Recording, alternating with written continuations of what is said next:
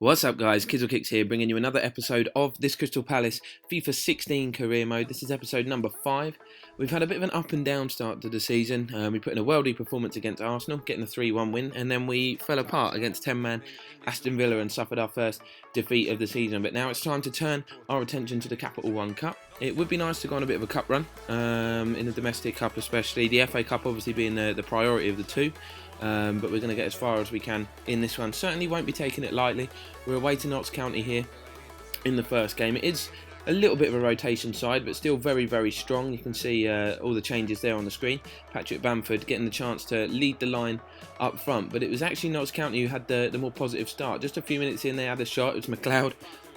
Wasn't the best of shots. It did go high and wide, but they continued their pressure in the opening 15 minutes or so, working the ball really well. You see here a really, really good bit of defending from Hangeland, who hasn't been in the team, of course, with the arrival of Zuma and Dyer. And then Sprockle, with the header from the resulting corner, hits the upright, beats the man on the line and the goalkeeper, all ends up, but luckily for us, bounces back and goes out for a goal kick. But they continue to tear us apart, really. You can see here they got a chance. Abora breaks through the defence, and this time he does finish. No chance for Hennessy in the net. It's, well, I don't know, 12 yards out maybe. Totally unmarked, a lot of space, just got in between the lines of the defender and rifles the ball in. Notts County 1, Palace 0, and not the start we were looking for. So we were looking for a reaction, trying to get back into the game as quickly as we can. It took 25 minutes for us to have our first real effort on goal, and it was a deflected one. Much's effort, taking a deflection off the defender and then going wide, and we nearly equalised from the resulting corner, but it wasn't to be. But we continued our pressure right up until the end of the half. It was Jedinak here with the opportunity, but some more committed defending, this time from Adams, keeping us at bay. So we move into the second half and we're thinking, right, up a gear, get ourselves back in this game and turn it around, being heavy favourites. But you can see here Hayhurst with the cross and Jimmy Spencer with a first time finish on the volley right at the beginning of the second half, and things go from bad to worse. And now we really do have a mountain to climb if we want to progress in this Capital One Cup competition. But really good finish, take nothing away from Notts County. They do deserve to be 2-0 up, I must say. And even at 2-0, they didn't sit back and defend.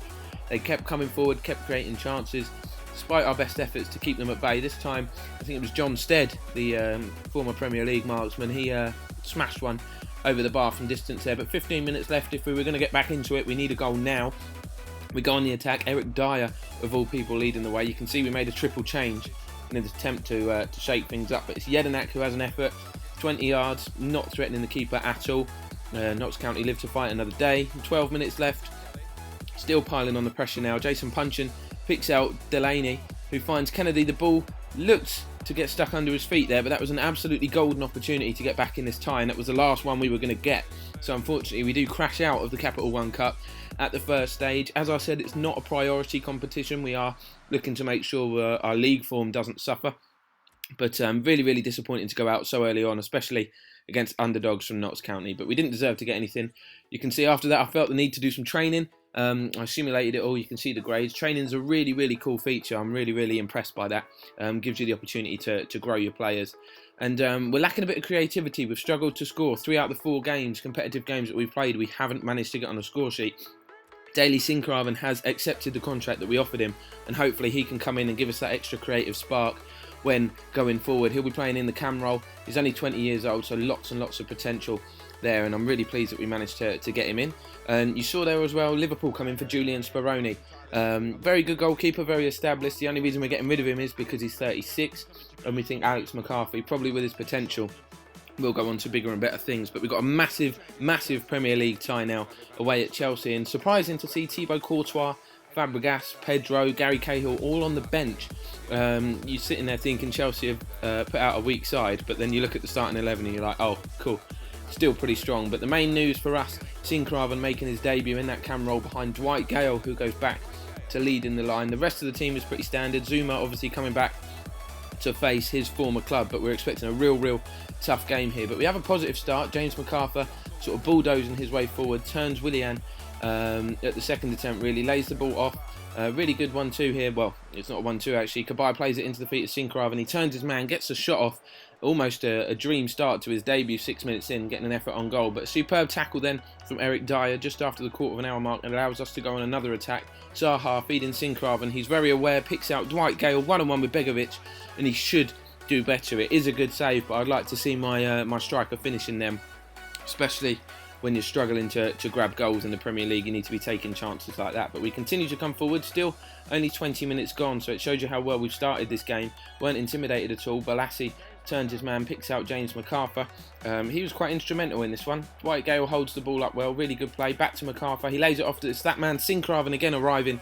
Hits a first time left-footed shot that goes just wide of the mark, so even closer to getting that debut goal. You can see it was just a foot or so wide. But we're looking to keep up the pressure on Chelsea. They were really, really careless in possession. I'm not sure what Oscar was doing there. Just lifts it over his head. We nick it back, and again it's Daly Sincraven having the effort on goal.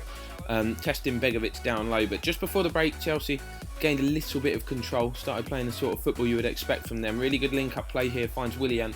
He turns inside Soiree easily. And then again, past the second defender, Dyer. And typically, as Chelsea do, even though you've been all over them, they find a way to get the ball in the back of the net.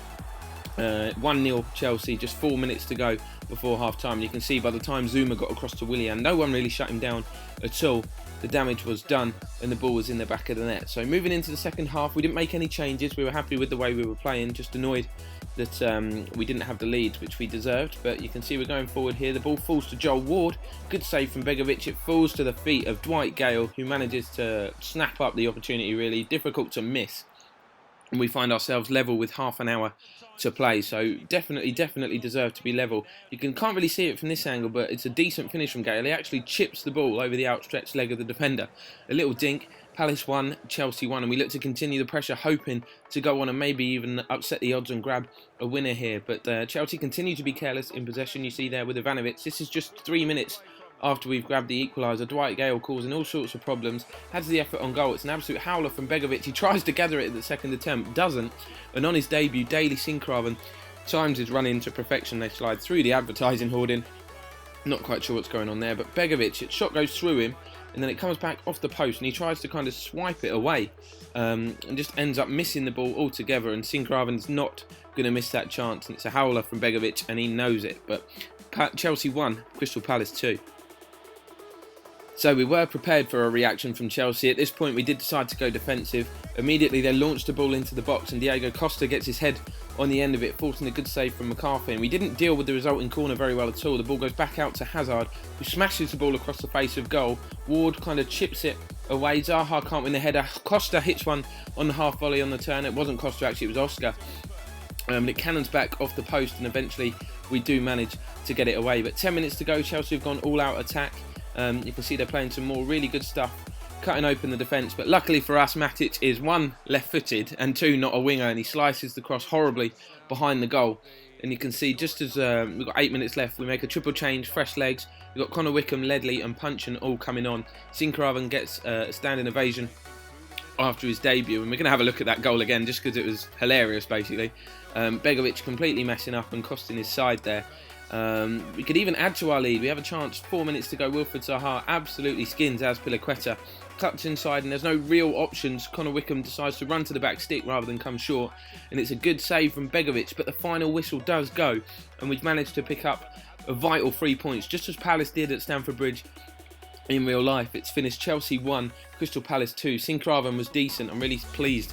A real solid debut from him, and he thoroughly deserved the goal after all the efforts he had.